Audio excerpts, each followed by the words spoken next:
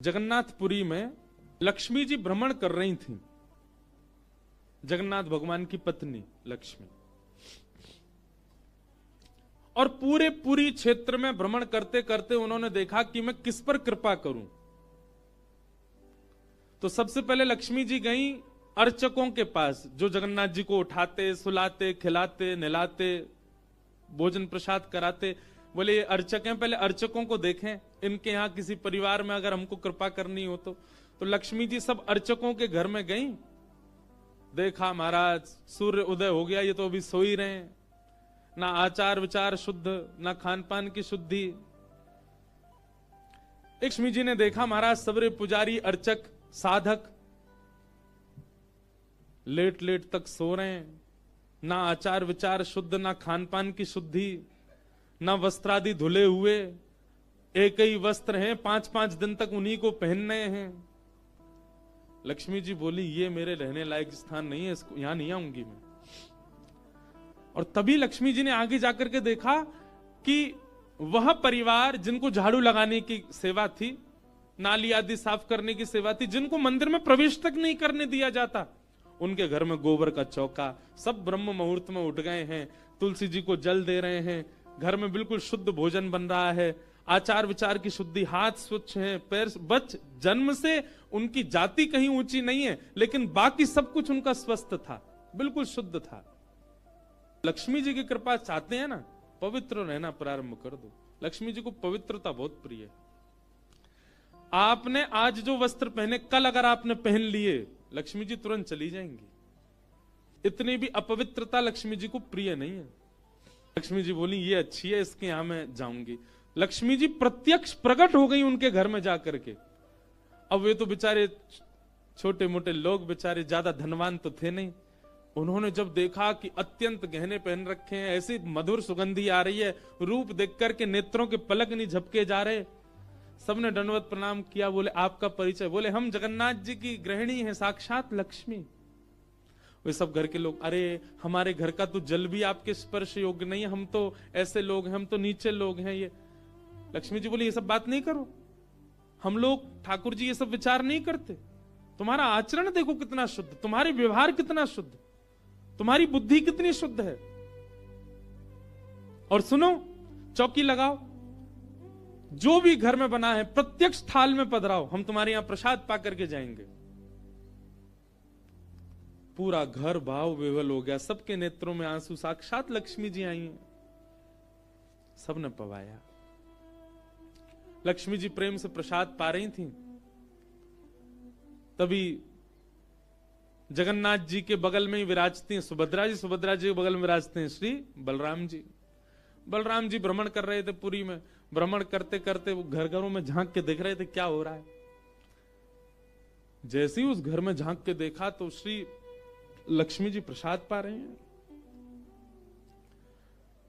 बलराम जी बोले राम राम राम राम राम राम, ये झाड़ू पोंछा बर्तन करने वाले लोग,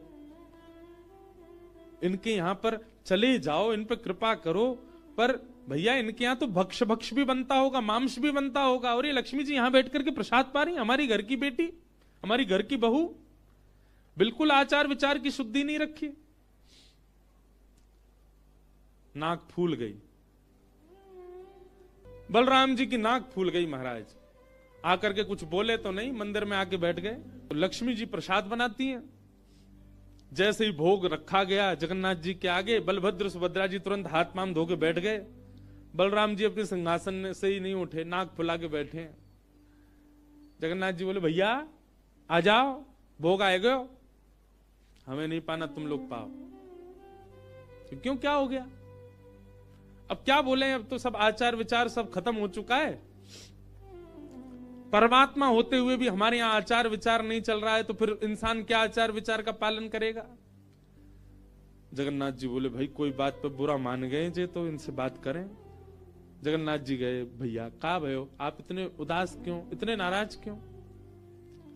सब बात बताई बलराम जी ने। बोले लक्ष्मी जी आज सुबह सुबह एक ऐसे के घर में गई और वहां जाके प्रसाद पा रही थी, बिल्कुल विचार नहीं किया, कहां शुद्धता कहां अपवित्रता। हम तो इनके हाथ का बना भोजन नहीं करेंगे। अब जगन्नाथ जी बड़ी दुविधा में पड़ गए।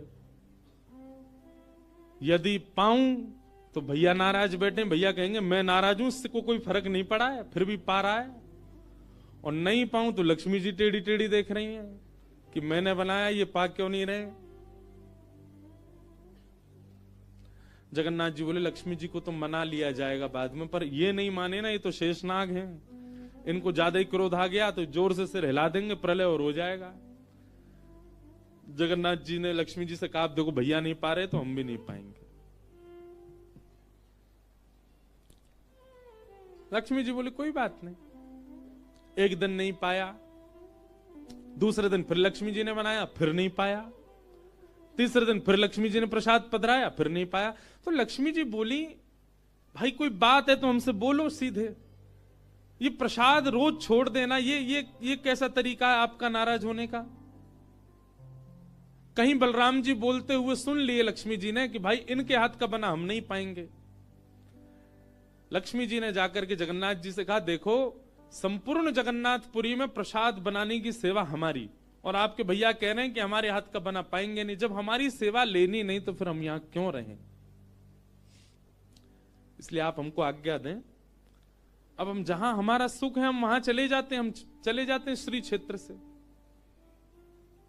जगन्नाथ प्रभु कुछ, अच्छा जगन्नाथ जी को भी लीला करनी है इसलिए वो कुछ नहीं बोले।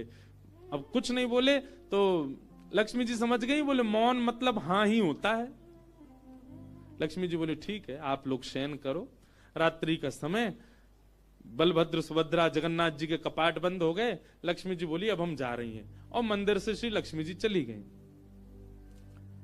प्रातः काल ब्रह्म मुहूर्त का समय हुआ। महाराज जगन्नाथ जी बलराम जी जैसे ही उठे तो क्या पाया, नीचे फर्श पे पड़े थे। कहां सोने के सिंहासन पर सोते थे, सोने के बिस्तर पर सोते थे, बढ़िया लत्ता पहन के रहते थे, गले में स्वर्ण की मालाएं, हाथ में स्वर्ण के कड़ूला, पाम में स्वर्ण के कड़ूला आदि सब पहन के सोते थे। लेकिन लक्ष्मी चली गई तो सब चला गया। सवेरे उठे तो फर्श पे पड़े थे। बलराम जी बोले लाला जी कहा है वो, हमारे सिंहासन वगैरह कहां चले गए। ठाकुर जी बोले लक्ष्मी जी चली गई ना, लक्ष्मी तो मतलब सब होता है। बलराम जी ने अपनी तिजोरी जाकर के खोली, सबरे वस्त्र चले गए, आभूषण चले गए, सब आयुध चले गए, फटे पुराने मैले कुचैले बिना धुले महीनों के सालों के वस्त्र पड़े थे। और यही होता है, लक्ष्मी जाती है तो यही रह जाता है। लेकिन बलराम जी भी अपनी पूरी उसमें थे, बोले कि हम भी कुछ नहीं कहेंगे, ठीक है जैसे हैं वैसे रह लेंगे, कोई लक्ष्मी जी के जाने से हम पे फर्क थोड़ी पड़ रहा है। चल लाला भोजन को समय है क्यों, प्रसाद पामे। ठाकुर जी बोले कैसे प्रसाद पाएंगे, प्रसाद तो लक्ष्मी बनाती है, लक्ष्मी चली गई, खुद ही बनाना पड़ेगा। बोले हाँ हाँ तो हम पे कोई बनावी कमी, हम दोनों मिलके बनाएंगे। कृष्ण बलराम दोनों गए रसोई घर में, जाकर के देखा तो महाराज वहां से अन्न दाल चावल सब चले गए, क्यों सब लक्ष्मी से ही आते हैं। कहां तक कहें चूल्हा जलाने की लकड़ी भी नहीं बची, वो भी लक्ष्मी से ही आती है। लक्ष्मी गई और सारी श्री लेकर के चली गई अपने साथ। अब तो दर्शनार्थी आने बंद हो गए, क्यों मंदिर की श्री भी चली गई। जगन्नाथ जी और बलराम जी चुपचाप बैठे हैं अपने सिंहासन पर, भूखे प्यासे बेचारे आंख बाहर निकल आई। बलराम जी बोले लाला, बोले हाँ 2 दिन है गए लाला, भोजन ना एक कियो, और 2 दिन पहले गुस्सा में ना कियो, 4 दिन है गए, और कछु है भी ना कहा करें।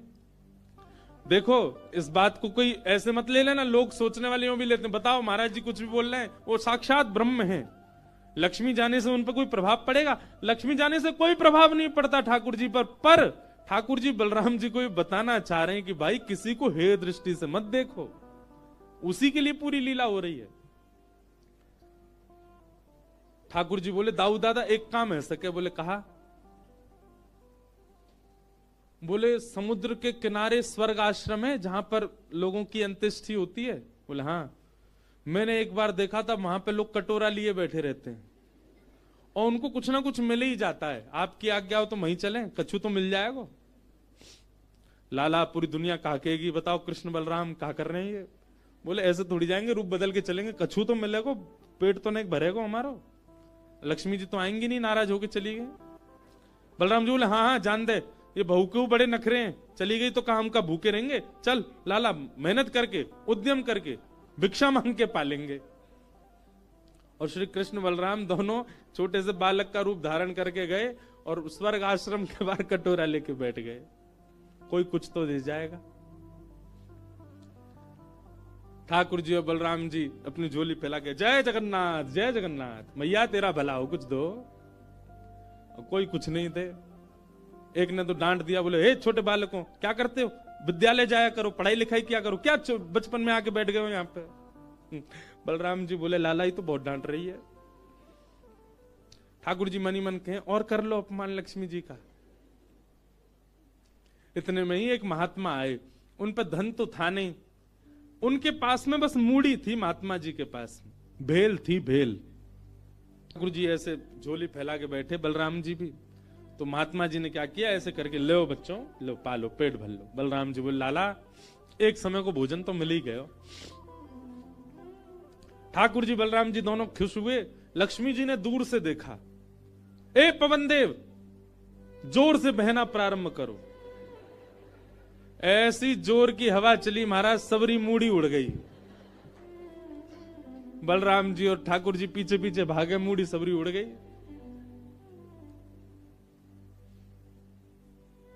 बलराम जी बोले लाला ये क्या हो गया।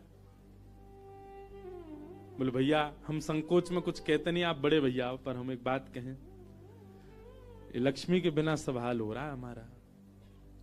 ठीक है बहू है, आपने समझा देते, आप भी बिल्कुल नाक फुला के बैठ गए, गुस्सा है के बैठ गए, चली गई बेचारी। यदि वे प्रसन्न हो जाए तो फिर सब ठीक है जाएगा। अरे ना बेटा कोई बात नहीं, हम तो क्षमा मांग लेंगे, तेने पहले क्यों ना कही मोते। ठाकुर जी बोले अब कोई बात नहीं, अब चलते हैं, ढूंढे उनको कहां है। पूरे पुरी में ढूंढा, कहां है लक्ष्मी जी। लक्ष्मी जी उसी कन्या के घर में थी, उसी घर में थी जहां देख करके बलराम जी को हीन भावना आ गई थी। बलराम जी लेके गए, लाला यही घर में बैठी जब मैंने देखी काई। वहां जाकर के देखा तो महाराज उस घर में बिल्कुल जैसे मंदिर की रौनक होती है, ऐसी रौनक उस घर की हो रही थी। फर्श लगे हुए हैं, बढ़िया सोने चांदी के बर्तन रखे हैं, एक जगमगा रहा है मणियों से पूरा घर भवन। और बाहर बैठ करके उस महिला के जिसके ऊपर कृपा की थी लक्ष्मी, उसके बालक भर भर के सामग्री दे रहे हैं लोगों को, भोजन की सामग्री, वस्त्र ले जाओ, ये ले जाओ, कोई गरीब कन्या के लिए धन ले जाओ, राशि ले जाओ, सोने की मोहर ले जाओ। लक्ष्मी जी बैठी है घर में।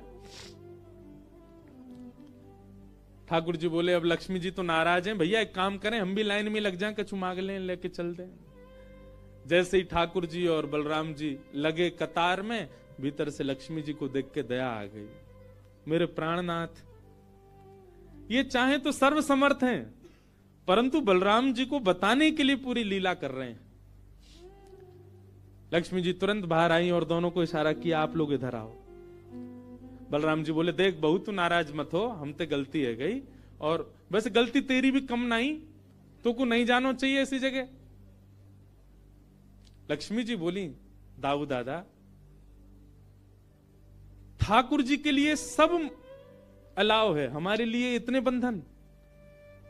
वे किसी भी भक्त पर कृपा करने जा सकते हैं, वहां पर जात पात नहीं देखी जाती, वहां पर यह नहीं देखा जाता कि भजने वाला कौन है, ब्राह्मण है, क्षत्रिय, वैश्य कौन है, सब पर वो अनुग्रह कर सकते हैं। तो फिर हमारे ऊपर इतनी रोक टोक क्यों।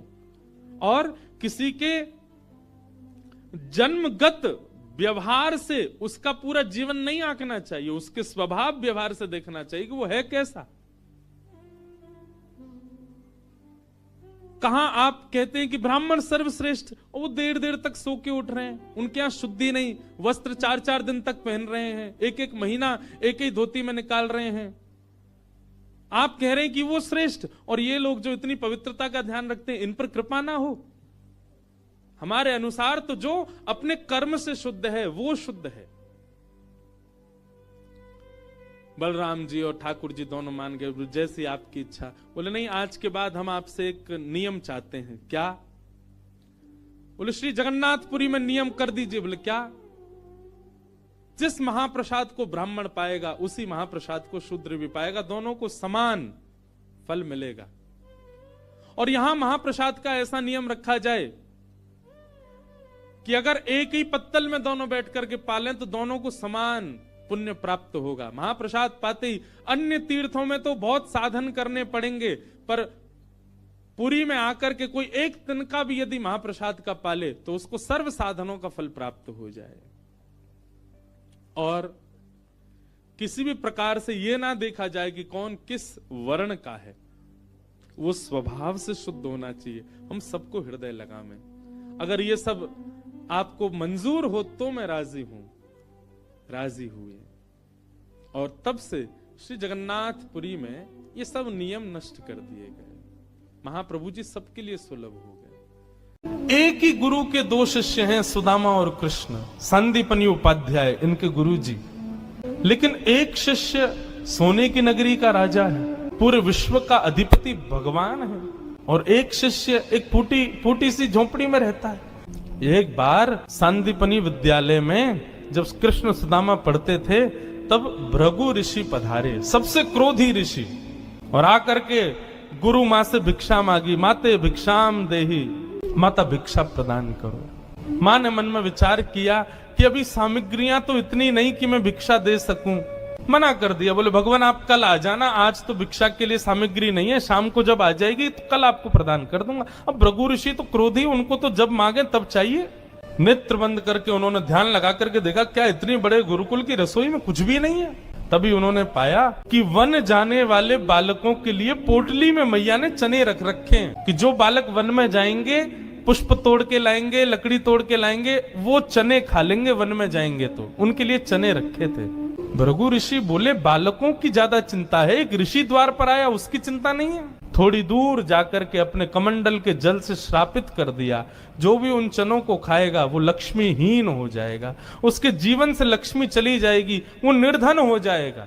जिस समय भृगु ऋषि श्राप दे रहे थे, सुदामा जी वहीं एक वृक्ष के पीछे बैठ करके कुछ पुष्प तोड़ रहे थे। जैसे ही श्राप दिया, सुदामा जी पहले तो चाहते थे कि मैं जाकर के ये संकेत कर दूं कि भाई उन चनों को मत खाना, उनको शाप लगा है। लेकिन तभी गुरुकुल जाते समय देखा कि सामने से अपने दोनों कमर पर पोटलियां बांध करके कृष्ण चले आ रहे हैं। सुदामा जी बोले लाला कहां जा रहे हो? बोले आज तोकू और मोकू वन में जावे की सेवा मिली है, मोए और तोए वन से पुष्प और तुलसी तोड़ के लानी है, लकड़ी तोड़ के लानी है। चल देख, गुरु मैया ने वन में खावे के काजे चना भी दिए, दोनों प्रेम से पाएंगे और प्रेम से वहां से बढ़िया सब कछु लेके आएंगे। आज बालकन में हमारो नंबर आया हो वन में जावे को। सुदामा जी की नजर पोटलियों पर पड़ी, बोले कन्हैया कहीं खा नहीं ले, फेंक देंगे तो कहीं अंकुरित होके वृक्ष बन गए, कोई भी खाएगा तो लक्ष्मीहीन हो जाएगा, मेरो कन्हैया खा लेगो तो लक्ष्मीहीन है जाएगो। सुदामा जी जिद करने लगे, बोले सुन तू बाकी के सामान रख अपने पास, ये पोटली मोह दे दे मैं बांधू अपने कमर पे। ठाकुर जी बोले क्यों, मैंने बांध तो रखी। बोले तेरो भरोसा ना है, तो को भूख लगेगा तो मेरे बटके ने खा जाएगो, मोकूद है, जब भूख लगेगी तो दोनों बांट के खाएंगे। और जिद करके सुदामा जी ने दोनों पोटली अपने पास रख ली। वन में वृक्षों की लकड़ी तोड़ रहे हैं, पुष्प तोड़ रहे हैं, फल तोड़ रहे हैं। सुदामा जी मौका ढूंढ रहे हैं, कब मौका मिले मैं भागूं एकांत में चने खा लूं। तभी जोर की बारिश होने लगी।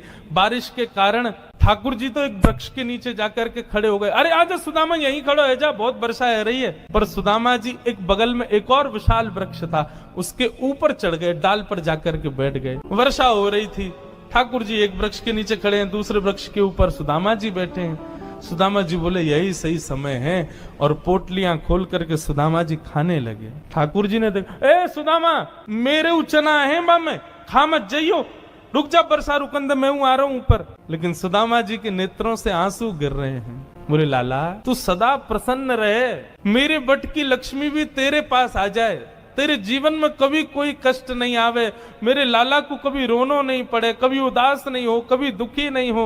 यही मेरी मित्रता को उपहार में अपने कृष्ण को देना चाहूं। और उपहार के रूप में सुदामा जी ने मानो अपने जीवन में प्राप्त होने वाली समस्त लक्ष्मी भी श्री कृष्ण के चरणों में पधरा दी। और दोनों पोटली के चने स्वयं सुदामा जी खा गए। द्वारिकाधीश कृष्ण उस दिन तो सोच रहे थे कि सुदामा तूने एक बार भी विचार नहीं किया कि मेरे भी चने थे उसमें, पा गया। सुदामा जी क्षमा मांगने लगे, बोले माफ कर दे लाला, भूख ज्यादा लगी हमारे, खा गए हो, लेकिन वास्तविकता कौन जाने।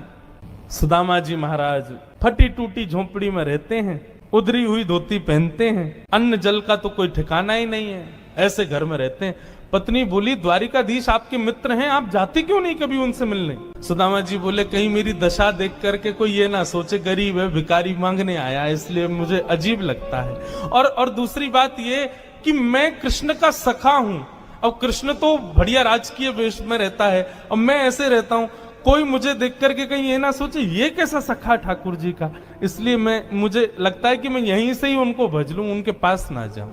सुदामा जी की पत्नी ने सौगंध दे दी, तुम्हें मेरी सौगंध है, जाओ द्वारिकाधीश से मिलके आओ। पत्नी की सौगंध मान करके सुदामा जी आज विचार करने लगे, जाऊं? कृष्ण ये तो नहीं सोचेगा कि कहां से आ गया, कुछ मांगने आया है। कृष्ण तो नहीं सोचेगा, लेकिन उसकी पटरानियां, उसके राज्य के लोग, महामंत्री आदि ये सब तो नहीं सोचेंगे। सुदामा जी को बहुत संकोच हो रहा है, लेकिन पत्नी की सौगंध है तो निकल पड़े। पत्नी ने 4 घरों में जाकर के अलग अलग एक एक मुट्ठी चावल लिए, जानबूझ, क्यों? ताकि जब ये पोटली द्वारिकाधीश देखेंगे तो अलग अलग प्रकार के चावलों को देख के पहचान जाएंगे कि एक दाना भी सुदामा के घर का नहीं है, थोड़ी तो कृपा करेंगे मेरे ऊपर। सुदामा जी पोटली दबाए निकल पड़े। सुदामा जी महाराज धीरे धीरे चल करके द्वारिका की ओर जा रहे हैं। चलते चलते महीनों बीत गए सुदामा जी को। तभी एक व्यक्ति से बोले भैया द्वारिका नगरी कितनी दूर रह गई है अभी यहाँ से। व्यक्ति हंस करके बोला भगवान आप गलत आ गए हो। बोले गलत, कितनी दूर आ गए? बोले अभी आप कम से कम 50 कोस और पीछे जाओ, वहां से एक रास्ता मुड़ेगा, वो द्वारिका को जाता है, आप तो कहीं और पहुंच जाओगे अभी। सुदामा जी महाराज बोले भले पधारे भैया द्वारिकाधीश। चलते चलते चलते मैं तो वैसे ही आधो जाऊंगा, मुंह तो लगे मेरे प्राण ही निकल जाएंगे, मैं द्वारिका पहुंच ही ना पाऊंगा। अब लाला तू वैसे तो हमारे हृदय में बैठो है, चल के तो हम पता ना कब पहुंचेंगे, लेकिन लाला तेरी अगर इच्छा हो तो तू ही बुला ले अब मुंह को। और ऐसा कह के सुदामा जी वहीं एक वृक्ष के नीचे लेट गए। जैसे ही लेटे थोड़ी बहुत देर में ही उनको थोड़ी ध्वनि सुनाई देने लगी। नेत्र खोल करके देखा, सोने की नगरी है, चारों ओर जय श्री कृष्ण जय श्री कृष्ण जय श्री कृष्ण नाम की ध्वनि आ रही है। सुदामा जी महाराज थोड़े प्रसन्न हो गए, बोले भैया ये कौन सी नगरी है? किसी व्यक्ति से पूछा ये कौन सी नगरी है? बोले भगवान ये द्वारिकापुरी। मेरे कृष्ण मित्र की नगरी द्वारिका? बोले हाँ ये द्वारिकाधीश की नगरी द्वारिका। सुदामा जी तो नाचने लगे, जय हो वारे कन्हैया तेरी कृपा। भैया ये द्वारिकाधीश कहाँ बैठे होंगे? बोले सामने जो महल दिख रहा है इसी के राजा हैं द्वारिका, आप चले जाओ। सुदामा जी गए द्वारपालों से जाकर के बोले भगवान मेरी फटी हुई धोती और मेरे पतले दुबले तन को देख करके आप ये मत सोचना मैं गरीब हूँ कुछ मांगने आया हूँ, पहले ही स्पष्ट कर दिया मैं कृष्ण का सखा हूँ। हम दोनों एक साथ एक ही गुरुकुल में पढ़े हैं, नाम मेरा सुदामा है। आज अपने सखा से मिलने आया हूँ, आप कृपा करके उनको जाकर के ये बता दीजिए। और सुनिए, यदि वो बहुत व्यस्त हो तो उनको परेशान मत करो, आपके इतने बड़े महल में कोई खिड़की हो वहां से मुझको उनका दर्शन करा दो, मैं तो केवल उनको देखने आया हूं। द्वारपालों ने बंधुओं ससम्मान सुदामा जी को बिठाया। कहा महाराज द्वारिकाधीश प्रसाद पा रहे, हम फिर भी निवेदन कर देते हैं। भीतर जाके द्वारपालों ने जैसे ही बताया द्वार पर आपके सखा आए हैं, बचपन के मित्र हैं, नाम उन्होंने सुदामा बताया है। सुदामा नाम सुनते ही भगवान खा रहे थे, खाते खाते रुक गए। बोले क्या नाम बताया? बोले सुदामा।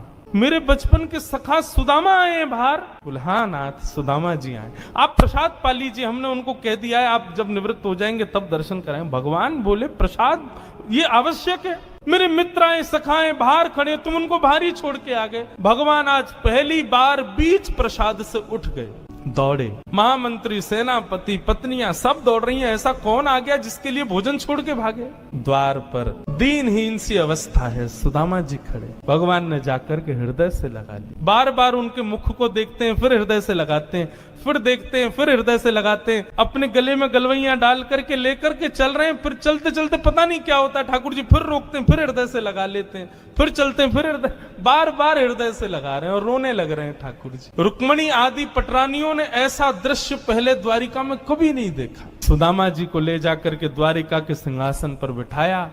भगवान ने अपने नेत्र के अश्रुओं से सुदामा जी के चरणों को धोया और संपूर्ण जल द्वारिका के चारों दिशाओं में छिड़क दिया। बोले हमारी द्वारिका पवित्र हो जाएगी। सुदामा जी के चरणों का चरणामृत। सुदामा जी कह रहे हैं लाला मैं इन सबके योग्य ना हूं, ये सब कहा कर रहा हो भैया।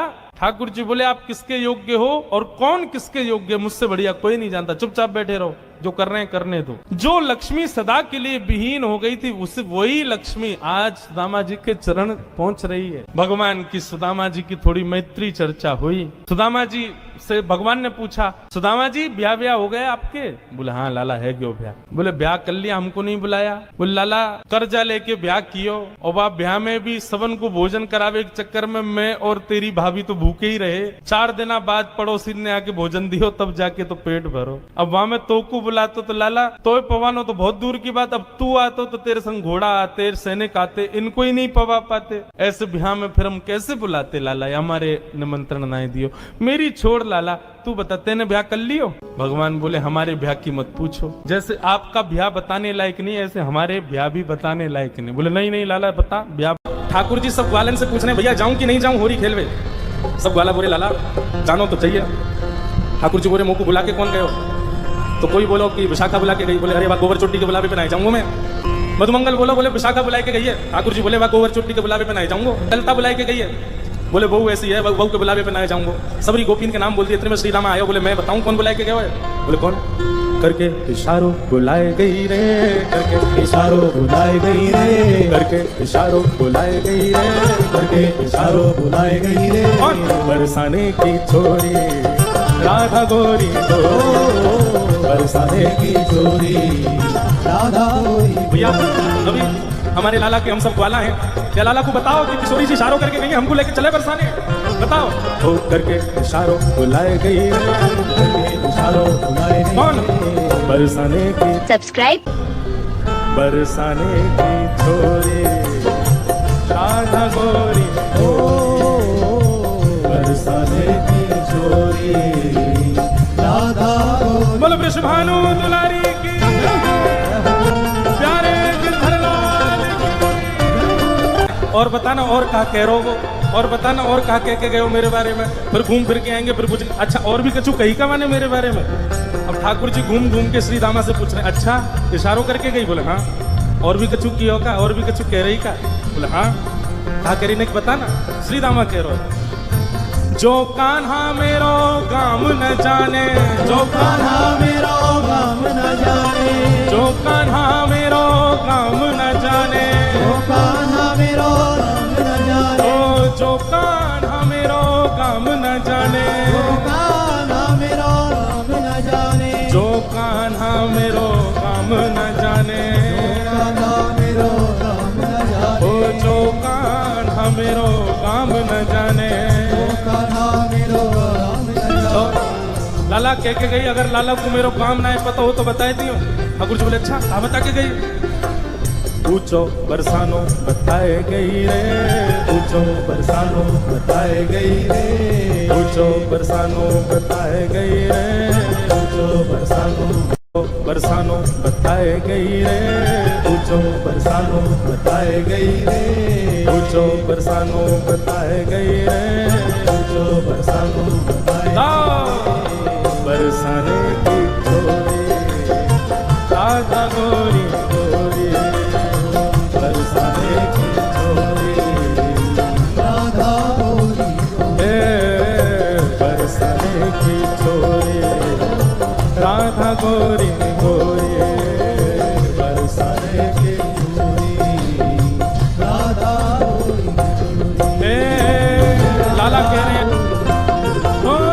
सब सखियन में श्यामा जो प्यारी, सखियन में श्यामा जो प्यारी, सब सखियन में श्यामा जो प्यारी, सब सखियन में श्यामा जो प्यारी, ओ सब सखियन में श्यामा जो प्यारी, सखियन में श्यामा जो प्यारी, सब सखियन में राधे जो प्यारी, सखियन में राधे जो प्यारी। मोहन के मन को लुभाए गई रे, मोहन के मन को लुभाए गई, के मन को लुभाए गई रे, मोहन के मन को लुभाए गई रे, बरसाने की छोरी राधा गोरी गोरी, बरसाने की छोरी राधा गोरी, हाँ बरसाने की छोरी राधा गोरी गोरी, बरसाने की छोरी राधा गोरी, ओ करके इशारों बुलाए गई रे,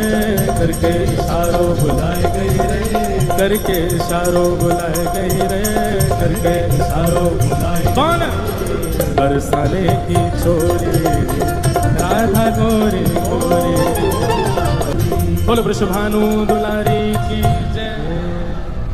अब ठाकुर जी महाराज तैयार है गए, बोले चलो श्री जी बुला के गई हैं तो हम जाएंगे।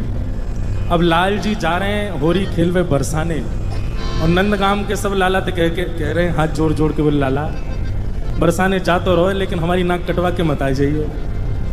अब ये हमारे ब्रज को रसिया है, ब्रज में रसिया गावे के कुछ नियम हो, मैंने ध्यान से सुनियो। जब हम कहेंगे हो वारे रसिया तब आपको कहना हारे वारे रसिया, और फिर आगे बताते रहेंगे ना, प्रेम से गाओ। बोलो गिरधर लाल प्यारे की जय। सब ब्रजवासी कह रहे हैं, बोले लाला बरसाने जा रहे हो, हमारी लाज रख के आइयो। कोई ठाकुर जी को मुकुट बांध रहा हो, कोई ठाकुर जी को फेंटा बांध रहा हो, कोई गुलालन के बढ़िया सुंदर ठाकुर जी को फेंटान में भर भर के दे रहा है, कोई पिचकारी ला करके दे रहा हो, बोले लाला लाज रख के आइयो हमारी। और सब ब्रजवासी गा रहे हैं, ब्रज की तो है लाज मुकुट वारे, ब्रज की तो है, ब्रज की तो है लाज मुकुट वारे, ब्रज की तो है, ओ ब्रज की तो है लाज मुकुट वारे, ब्रज की तो है, ब्रज की तो है लाज मुकुट वारे, ब्रज की तो है, अरे हारे ब्रज की तो है, हमें ब्रज की तो है, सबको कहनो है हम्बे ब्रज की तो है, का कहनो है हम्बे, हम्बे ये ब्रज को शब्द है हम्बे, अरे हारे ब्रज की तो है, हम्बे ब्रज की तो है, अरे हारे ब्रज की तो है, ब्रज की तो है, अरे लाज मुकुट वारे ब्रज की तो है, ब्रज की तो है लाज मुकुट वारे, ब्रज की तो है, ब्रज की तो है लाज मुकुट वारे, हाँ ब्रज की तो है लाज मुकुट वारे, ब्रज की तो है, ब्रज की तो है लाज मुकुट वारे, ब्रज की। ठाकुर जी को बल बता रहे हैं, बोले लाला तू एरो गैरो ना है, तो कुछ जीत के आनो है, बरसाने की सबरी गोपीन को मजा चका के आनो है। लाला तू एरो गैरो नहीं है। ठाकुर जी बोले हम कौन है? बोले हम जय जय हैं। कौन है? कल होरी के रसिया की। लाला मैंने नक पे गिरिराज जी धारण करी और यूं कह रहा हूं हम जय जय हैं। जय जय एरो गैरो थोड़ी होवे, कैसे होवे जय जय? चंद्र सूरज तेरो ध्यान धरत है, चंद्र सूरज तेरो ध्यान धरत है, चंद्र सूरज तेरो ध्यान धरत है, चंद्र सूरज तेरो ध्यान धरत है। अरे हाँ हाँ वारे रसिया, ओ वारे रसिया, अरे हाँ वारे रसिया, ओ चंद्र सूरज तेरो ध्यान धरत है, चंद्र सूरज तेरो ध्यान। और लाला चंदा सूरज तेरो ध्यान धरे, और कौन ध्यान धरे? ध्यान धरे नव लख तारे, हाँ ध्यान धरे नव लख तारे, ध्यान धरे नव लख तारे, हो ध्यान धरे नव लख तारे। ओ ब्रज की तो है, ब्रज की तो है लाज मुकुट वारे, ब्रज की तो है, ब्रज की तो है लाज मुकुट वारे, ब्रज की तो है, हाँ ब्रज की तो है लाज मुकुट वारे, ब्रज की तो है, ब्रज की तो है लाज मुकुट वारे, ब्रज की तो है। अरे हाँ रे ब्रज की तो है, अरे ब्रज की तो है, अरे हाँ रे ब्रज की तो है, हे लाज मुकुट वारे ब्रज की तो है, ब्रज की तो है लाज मुकुट वारे, ब्रज की तो है, मुकुट वारे ब्रज की तो है। हाँ वारे रसिया, हाँ वारे रसिया, अरे हाँ प्यारे रसिया, अरे हाँ प्यारे रसिया ब्रज की तो है लाज मुकुट वारे ब्रज की तो है लाला। इंद्र ने कोप कियो ब्रज ऊपर, इंद्र ने कोप कियो ब्रज ऊपर, हाँ इंद्र ने कोप कियो ब्रज ऊपर, इंद्र ने कोप कियो ब्रज ऊपर। अरे हाँ वारे रसिया, वारे रसिया, अरे हाँ प्यारे रसिया, वारे रसिया। इंद्र ने कोप कियो ब्रज ऊपर, इंद्र ने कोप कियो ब्रज ऊपर। तब लाला जब इंद्र ने कोप कियो हमारे ब्रज के ऊपर तब कहा भयो, तब गिरिवर कर पर धारे, हाँ तब गिरिवर कर पर धारे, हाँ तब गिरिवर कर पर धारे, हाँ तब गिरिवर कर पर धारे। ओ ब्रज की तो है, ब्रज की तो है लाज मुकुट वारे, ब्रज की तो है, ब्रज की तो है लाज मुकुट वारे, ब्रज की तो है। अरे हारे ब्रज की तो है, अरे हारे ब्रज की तो है, अरे हारे ब्रज की तो है, अरे हारे ब्रज की तो है। हे लाज मुकुट वारे ब्रज की तो है, ब्रज की तो है लाज मुकुट वारे ब्रज की तो है, ब्रज की तो है लाज मुकुट वारे ब्रज की तो है, हाँ ब्रज की तो है लाज मुकुट वारे ब्रज की तो है। ओ मृग नैनी को, मृग नैनी को, मृग नैनी को यार नवल रसिया, मृग नैनी को, अरे हारे मृग नैनी को, अरे मृग नैनी को, अरे हारे मृग नैनी को, ओ यार नवल रसिया मृग नैनी को, मृग नैनी को यार नवल रसिया मृग नैनी को, हाँ मृग नैनी को यार नवल रसिया मृग नैनी को। अब सबरे ग्वाल वालन ने ठाकुर जी चढ़ाई दिए, बोले लाला तू तो जय जय है, तू जीत के आवेगो, बरसाने जाके हमारी लाज रख के आवेगो। अब जैसे ही ठाकुर जी महाराज बिल्कुल पंथन के चढ़ करके और सीधे बरसाने पहुंचे हैं महाराज, अब बरसाने पहुंचे हैं ठाकुर जी। भाग खेलन बरसाने आए हैं, भाग खेलन बरसाने, भाग खेलन बरसाने आए हैं, नटवर नंद किशोर भाग खेलन बरसाने आए हैं, नटवर नंद किशोर। अरे हाँ नटवर नंद किशोर आयो छलिया माखन चोर, हाँ नटवर नंद किशोर आयो छलिया माखन चोर। अरे हाँ नटवर नंद किशोर आयो छलिया माखन चोर, हाँ नटवर नंद किशोर आयो छलिया माखन चोर। भाग खेलन बरसाने आए हैं, नटवर नंद किशोर भाग खेलन बरसाने आए हैं, नटवर नंद। बनहोरी के रसिया की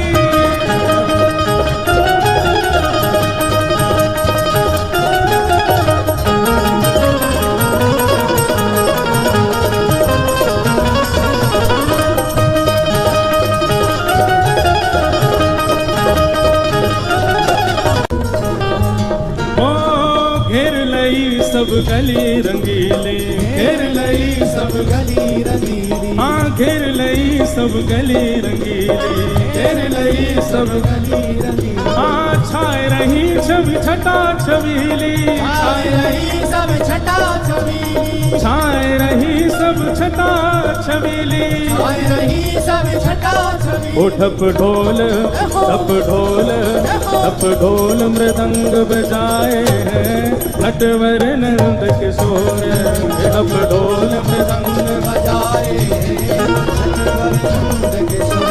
भाग खेलन बरसाने आए हैं, नटवर नंद किशोर बरसाने आए हैं, नटवर नंद किशोर।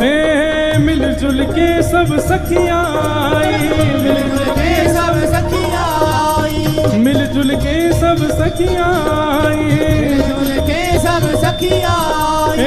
उड़त छटांबर पे छाई, उड़त छटांबर पे छाई, उड़त छटांबर पे छाई, उड़त छटांबर पे छाई, उड़त छटांबर पे छाई। उड़त छटांबर पे छाई। दिन अबीर, दिन अबीर, दिन अबीर गुलाल उड़ाए हैं नटवर नंद किशोर।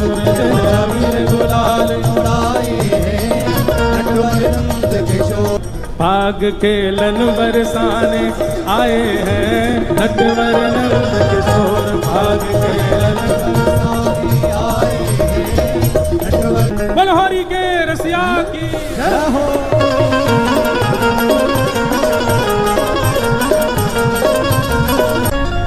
एक गोपी वो ठाकुर जी से बड़ी बच रही कि भैया मुंह पे कहीं रंग नहीं डाल रहे ठाकुर। सबसे पूछे कि कहीं श्याम सुंदर तो नहीं आ रहे हैं सामने से। सबसे पूछ पूछ करके गलीन में जा रही है, कोई के घर पे जा रही है, कहीं मुंह पे श्याम सुंदर रंग नहीं डाल दें। गोपी बार बार बच रही है कि कहीं ठाकुर जी मुंह पे आ नहीं जाए, मुंह पे रंग डाल नहीं दें। इतने में ही ठाकुर जी को पता चली एक गोपी बच के भाग रही है और मेरे रंग से बच रही है। तो ठाकुर जी फेंट में हाथन में गुलाल भर के और सीधे वही गोपी के पीछे जान लगे। अब वो गोपी आगे आगे चल रही है, पीछे पीछे ठाकुर जी चल रहे हैं। ना पता कि पीछे ठाकुर जी आ रहे हैं मेरे। तो सबन से कह रही है श्याम सुंदर तो नहीं आगे करी। मैं बोला नहीं, सामने नहीं है। लेकिन जैसे ही वाने पीछे मुड़ करके देखो महाराज, ठाकुर जी ने ऐसी मुट्ठी में भर के रंग वाके मुंह पे डारो, वाके नेत्रन में रंग चलोगे। दौड़ करके यमुना जी के जल में गई और जाकर के खूब मुख को धोवे, खूब जल से अपनी आंखन को पोंछे। पहुंचते पहुंचते 1-1.5 घंटा है कि कोई गोपी आके बोली अरे इतनी देर से धो रही है, अब तो तेरा मुंह साफ है कि काई को धो रही है। तो वो गोपी कह रही है, बोले अरे सखी एरी मेरी वीर जैसे तैसे इन अखियन सो, अबीर तो निकर गयो पर अहीर निकरो नहीं। अबीर तो निकर गयो, गुलाल तो निकर गयो, लेकिन ये अहीर को छोरा बैठ गयो नेत्रन में। याकू कैसे निकारूं मैं। वो काली कमली ने, काली कमली ने, वो काली कमली ने ऐसा रंग डाला कि रंग कोई चढ़ता नहीं। काली कमली ने ऐसा रंग डाला कि रंग कोई चढ़ता नहीं। वो काली कमली ने, वो बांके बिहारी ने, वो राधा वल्लभ ने ऐसा रंग डाला कि रंग कोई चढ़ता नहीं। एक दिन लाला जिद करने लगे। रात में सोते नहीं है हमारे लाल जी। मैया सुलाती है, खूब लोरी सुनाती है। ठाकुर जी बार बार उठ करके कभी कुछ मांगते, कभी कुछ मांगते, कभी कुछ मांगते हैं। आज ठाकुर जी कह रहे हैं चंद्र खिलौना ले हूं सुमैया मोरी, चंद्र खिलौना ले हूं मैया मोरी। अच्छा, मैया ने तो लोभ में दिखाया कि इसको देख करके लाला सो तो भी जाएगा, लेकिन लाल जी तो जिद करने लगे, मैया ये कहा है? बोले ये चंद्रमा है लाला, रात की अंधेरा हो रहा है। यशोदा मैया लोरी सुना रही है, छगन मगन मेरे लाल को आजा निदिया। ठाकुर जी कह रहे हैं मैया चंद्र खिलौना ले हूं सुमैया मोरी, चंद्र खिलौना ले हूं। मैया बोली लाला तू तो बात बात पे जिद करे। अरे मैं तू को दिखा रही कि देख कैसा चंद्रमा खिलौना, कैसा चंद्रमा है। अब तो तू जिद करने लगो, चाहिए चाहिए, अभी ना दूंगी, बाद में दूंगी। ठाकुर जी बोले मुझे तो अभी चाहिए। सुमैया ने कहा कि एक परात में जल भर दियो, खिड़की में रख दी, वहां में चंद्रमा को प्रतिबिंब दिखने लगो। मैया बोली देख लाला चंद्रमा आ गयो। ठाकुर जी देखने लगे, अरे मैया ये तो हमारे कमरा में आ गो। बोले हाँ लाला देख हमारे कमरा में आ गो। इतने में लाल जी ने हाथ मारा, पानी जैसी छलका सोई चंद्रमा गायब। ठाकुर जी फिर रोने लगे, मैया कहाँ चलोगे, चंद्रमा मुझे तो चाहिए। मैया बोली लाला देख अब जिद मत करे, सो जा चुपचाप। ठाकुर जी बोले मैया यदि तेने मुझको चंद्रमा नहीं दियो तो मैं देख पता कहा करूंगा। बोले कहा करेगा? बोले जय हो लोट अब ही धरन पे, जय हो लोट अब ही धरन। मैं धरती पे लेट जाऊंगा अभी। मैया मैं धरती पर लेट जाऊंगा, तेरी गोद न आए हूं सो मैया मोरी। लाल जी की कैसी लीला, मैया से कह रहे मैया मैं जमीन पर लेट जाऊंगा, तेरी गोद में ना आऊंगा। फिर मैया बोली सुन ले लेट जा, वैसे ही कारो है कोई देखे ना है तो को मैंने कहा सुंदर बनाए दूं, तेरा श्रृंगार कर दूं, मोर पंख आदि लगा दूं, लेकिन तुम माने ना है या धरती में ही खेलवा तो कुछ जा लेट जा, और मट्टी लग जाएगी और बुरा हो जाएगा, फिर और कोई ना देखेगा तो को। ठाकुर जी बोले जाते तो मैया मान नहीं रही। सो दूसरी बात ठाकुर जी कहते हैं मैया यदि तेने मुकु चंद्रमा नहीं दियो, मैया मैं गैया को दूध ना पीऊंगा, यदि तेने चंद्रमा नहीं दियो कल से मेरा दूध पीनो बंद, मैं दूध पीनो छोड़ दूंगा। और बेनी सिर ना गुथे हूँ सो मैया मोरी, ये जो तू मेरे बालन को ऐसे कंगी कर करके छोटी सी चुटिया बना देना मैया, तो ते अपने बाल नहीं कटवाऊंगा मैं। मैया बोली ना पीवेगा दूध तो मत पीवे, पत्र दुबर हो जाएगा, वहां गड्ढान में चली जाएंगी, कोई भ्या ना करेगा तो ते। और रही बात तुम तो कंगी नहीं करवाओ मत करवावे, जुआ पड़ जाएंगी, पकड़ के तो ले जाएंगी जमुना जी में फेंक देंगी। ठाकुर जी बोले मैया जुआ पड़ जाएंगी, बोले हम कंगी ना करवावेगा तो ऐसे ही होगा। ठाकुर जी बोले या बात तो नहीं मान नहीं मैया कहा करूं। सब ठाकुर जी कह रहे हैं अच्छा ठीक है, नहीं देगी चंद्रमा, मैया बोली ना दे रही, ठीक है तो फिर कल मैं गोकुल में घोषणा करूंगा।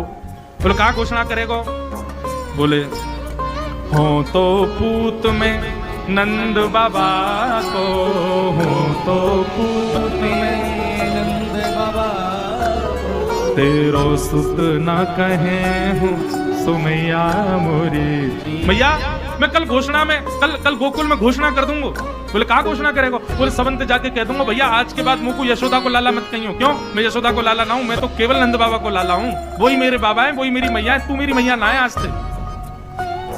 जैसे ही ठाकुर जी ने कही मैया कल मैं घोषणा कर दूंगा तू मेरी मैया नहीं, तो मैया के हृदय में थोड़ी कोलाहल होने लगी। मैया गई लाला को उठा करके गोद में उठा लिया। बोले लाला तू भी माने ना, ऐसी ऐसी जिद करे, बता चंद्रमा चाहिए, चंद्रमा ते सुंदर तू को मैं और कुछ दे दूं तो याते ज्यादा सुंदर कहा देगी तू मुझको। तब मैया कह रही हैं आगे आओ बात सुन मेरी, आगे आओ बात सुन मेरी। लाला एक बात बताऊं, गोपनीय बात है। ठाकुर जी पहले तो आ नहीं रहे थे गोद में, बोले ऐसी बात है जो तो को बलदाऊ से छुपानी है। सो ठाकुर जी आगे बैठ गए, कहा बात है बताइए मैया, दाऊ दादा मत बताइए, बलराम मत बताइए। बोले हाँ मैया नहीं बताऊंगा, जल्दी बता कहा बात है। कितने सीधे ठाकुर जी। तब यशोदा मैया कह रही हैं लाला तू या चंद्रमा के पीछे रो रहे हो, या चंद्रमा तो सुंदर, या चंद्रमा तो गोरी, या चंद्रमा तो ज्यादा प्रकाश देवे वाली, तेरे काजे सुंदर सी दुल्हन लेके आऊंगी मैं। लाला के तो नेत्र बंद है गए, ख्वाबन में दुल्हन आ गई। बोले अरे मेरी मैया तेने कैसी सुंदर बात करी, तेरी सो मेरी सुन मैया तेरी। तुरंत सिर पे हाथ रख दिया मैया के, मैया तो तेरी सौगन तू मेरी बात सुन ले अब तू। मैया बोली कहा बात है बता। मैं अब ही बिहावे जय हूँ सो मैया मोरी। मैया तो मेरा श्रृंगार कर, मैं अभी जाऊंगा ब्याह करवे। मैया बोली कहाँ मर जाऊं यहाँ थे, अभी चंद्रमा माँ करो, अब रो रो कि मुझे बहू लाओ। नंद बाबा आए, बोले भैया कहा है इतनी रात है लाला सो क्यों नहीं रो। बोले पहले चंद्रमा के लिए रो रो, अब रो रो कि मुझको बहू चाहिए। अब तो लाल जी रोज पूरे दिन तो भूल जाते हैं, जैसे ही रात में सोने का समय आता मैया तो मैया तू बहू नहीं लाई है अभी मुझको, कब लावेगी मुझको बता। अब तो लाल जी को जब समय मिलता है तभी मैया तो मैया कब ला रही है बहू, कब ला रही है बहू, बहू कब लावेगी। मैया बोली भैया लाला है वे पे मैया के मन में आवे कि लाला कब बड़ो और या को ब्याह करूं, हमारा तो लाला ही ऐसा है अभी ते रट लगा रखी कब बहू लावेगा। मुझे तो ऐसा लगे ना नंद बाबा कि ये उम्र होने देखो बात पहले ही ब्याह कर लेगो, ये तो ऐसो ब्याह को रसिक। नन्हे से गोपाल जी की मधुर मधुर लीलाएं हैं। आज किशोरी जी अपनी सखीन के साथ भ्रमण करवे के काजे गई हैं, अब थोड़ी बड़ी है गई हैं, तो कीर्ति मैया अनुमति दे दें लाली ने बाहर चलो जाए करे, कोई ऐसी दिक्कत ना। सब सखीन से कहें ध्यान रखियो भोरी है, या कि सब आभूषण और सब सामग्री को गिन के ले जाइयो। किशोरी जी आज यमुना तट देखने की जिद करती हैं और सब सखीन के साथ यमुना तट गई हैं। यमुना जी की अविरल धारा देख करके किशोरी जी तो वहीं बैठ गई और सब सखीन से बोली आज यहीं कछु पामेंगी, यहीं कछु भोजन करेंगी, जाओ वन में से कछु फल ले आओ, वन में से कछु पुष्प ले आओ, एक दूसरे को श्रृंगार करेंगी और यहीं फल को सेवन करेंगी। तो एक एक करके सब सखियां चली गई हैं और सब ढूंढ रही हैं, कहीं से फल तोड़ के, कहीं से पुष्प आदि तोड़ करके चयन करके लाने के लिए सब सखियां चली गई हैं। इतने में ही यमुना जी के उस पार नंद भवन है और नंद भवन से श्री ठाकुर जी खेलने के लिए आ रहे हैं यमुना तट पर। ठाकुर जी पहुंच गए। जैसे यमुना जी के तट पर पहुंचे, यमुना जी के तट पर जाकर के सामने की ओर देखा, बड़े बड़े नेत्र और माथे पर सुंदर रोरी को बिंदा लगाए करके, नील वसन पहन करके छोटी सी किशोरी जी बैठी हैं। ठाकुर जी बहुत देर तक तो मानो जैसे छिप करके आड़ में थी देखने लगे। सूर श्याम देखत ही रीझे, ठाकुर जी देखते ही किशोरी जी के मुखमंडल में ऐसे आसक्त हुए कि सब भूल गए। चक डोरी हाथ में लिए खड़े भये, गिर गई नीचे। और जो भी ठाकुर जी बड़े अदा में निकले ना, बड़े सज धज के निकले, बहुत स्वरूप साज सज्जा सब धारण करके निकले, बड़े कॉन्शियस रहे अपने स्वरूप के प्रति। लेकिन किशोरी जी को देख करके सब भूल भाल गए। ठाकुर जी किशोरी जी को देखा और देखते ही ठाकुर जी सोचने लगे, बोले अरे भैया मैं जाए के पूछूं तो सही जी कौन है, और जी कहाँ ते आई है, कहाँ इनको गांव है, कहाँ इनको नाम है, कैसे आई है, पूछूं तो। वहां सामने एक छोटी सी किशोरी जी बैठी है। यहाँ ठाकुर जी पीत वस्त्र पहन करके आए। किशोरी जी अपलक नेत्रों से यमुना जी को देख रही हैं।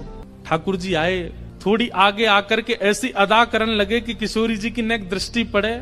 कछु गान लगे, कछु करन लगे, कछु ऐसे इशारे करने लगे कि किशोरी जी की नेक दृष्टि पड़े लाला पे।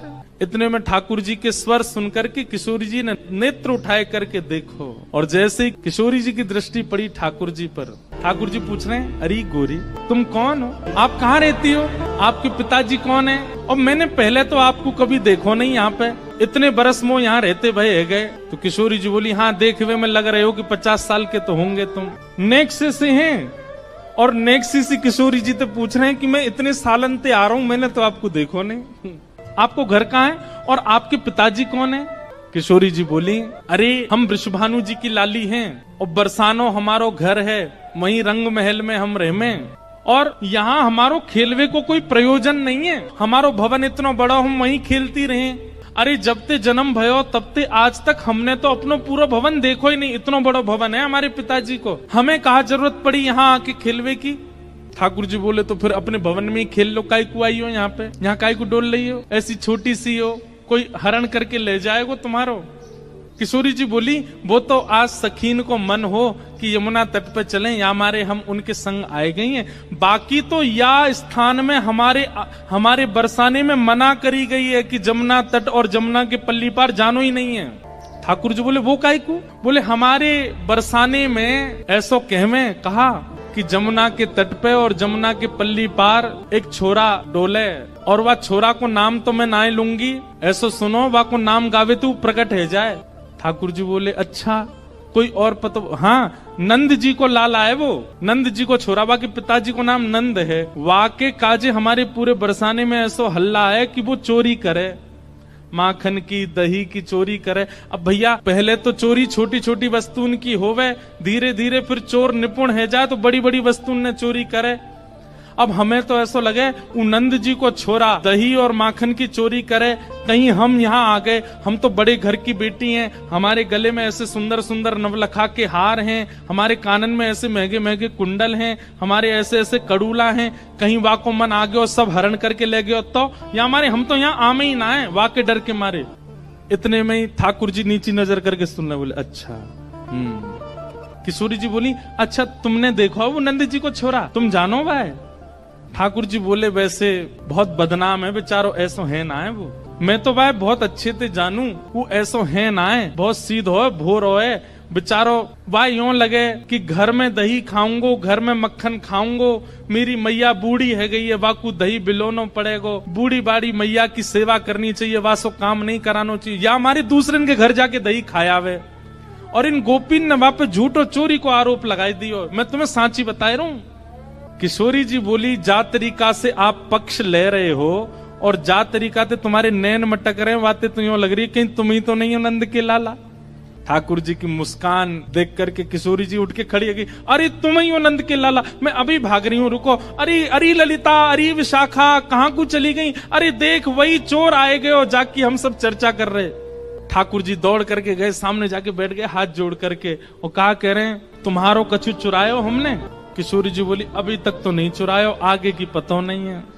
ठाकुर जी बोले ये सब बात बना में, और तुमको देखो बातन में आए के विश्वास नहीं करना चाहिए। नेक मुझे समय दो, और समय कैसे दो? नेक देर मेरे संग खेलवे चलो, मैं तुम्हें खिला के लाऊंगा, और तुम मेरे संग खेल के आई हो, और शाम तक देखियो अगर तुम्हारो कछु चोरी है जाए तो भैया तुम बड़े बाप की छोरी हो, तुम्हारे घर में कोई कमी तो होएगी ना। अगर मैं एक आध नग चुरा भी लूंगा तो तुम्हारे यहाँ तो बहुत सारो है, और यदि चोरी नहीं करूं तो फिर मुंह को अपनो सखा बनाए लियो, फिर हम दोनों रोज खेला करेंगे।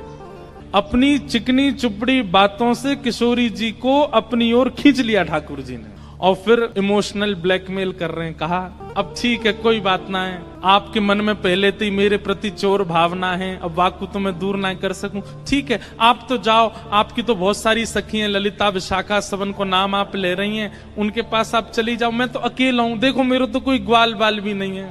और भाई बात ऐसी है कि ग्वाल बाल सबरे आए हैं, पर ठाकुर जी सबन को सौगंध दे दे कि उनकी मैयान की बोले पीछे खड़े रही हो, मिलवे जा रहा हूं मैं, आई हूं मत वहां पे। सबरे ग्वाला खड़े छुप के, वो लाला को काम बन जाए बस, मैं तो अकेला हूं, और मेरी तो चकडोरी भी गिर गई है जमुना जी में, अकेलो ही बैठ के चलो जाऊंगा अपनी मैया के पास। किशोरी जी इतनी भोली बेचारी, ठाकुर जी पर दया आ गई उनको।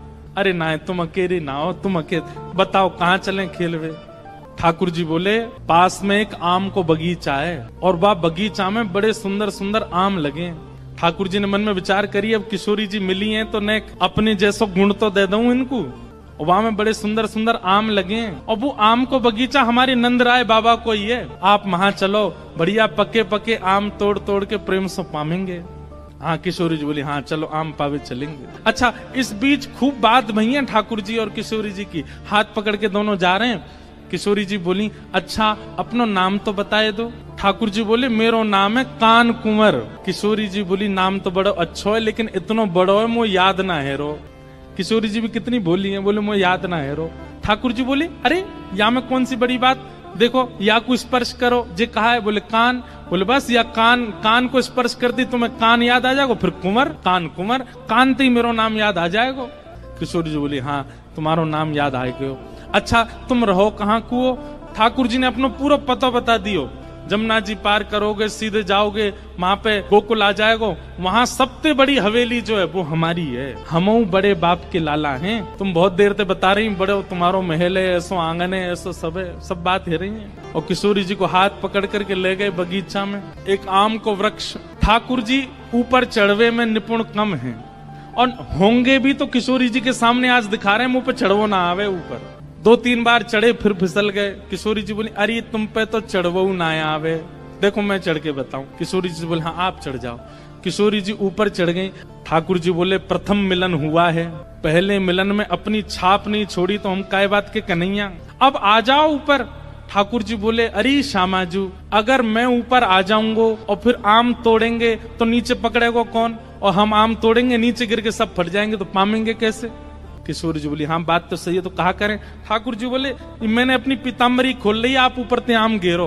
किशोरी जी बोली हाँ ये अच्छा। नीचे ठाकुर जी खड़े हैं, किशोरी जी आम तोड़ रही हैं, खूब सारे आम तोड़ लिए, ये बारो निकारो वो बारो निकारो। ठाकुर जी नीचे तो ही बता रहे हैं, किशोरी जी ढूंढ ढूंढ के आम दे रही है नीचे।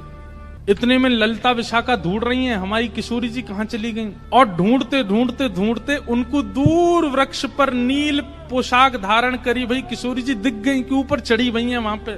यहाँ ते ललिता विशाखा दौड़ी, ठाकुर जी को पता चल गई कि ललिता विशाखा आ रही ऊपर ते। किशोरी जी बोली ये सब मेरी सखियां सबरी आ रही हैं, अभी इनको भी आम खमामेंगे। ठाकुर जी बोले ये 8 और ये 9 और मैं 10वां, और आम उतर के आए 5। या को मतलब पहले तो यही पामेंगी और बाकी इनकी सबरी चतुर सखी ये सबरी पा जाएंगी, मुंह को कहा मिलेगो। सो ठाकुर जी ने कहा कियो हे श्यामाजू जे आम ने गंदे से है गए, मैं इनको जमुना जी में धोके ला रहा हूँ अभी।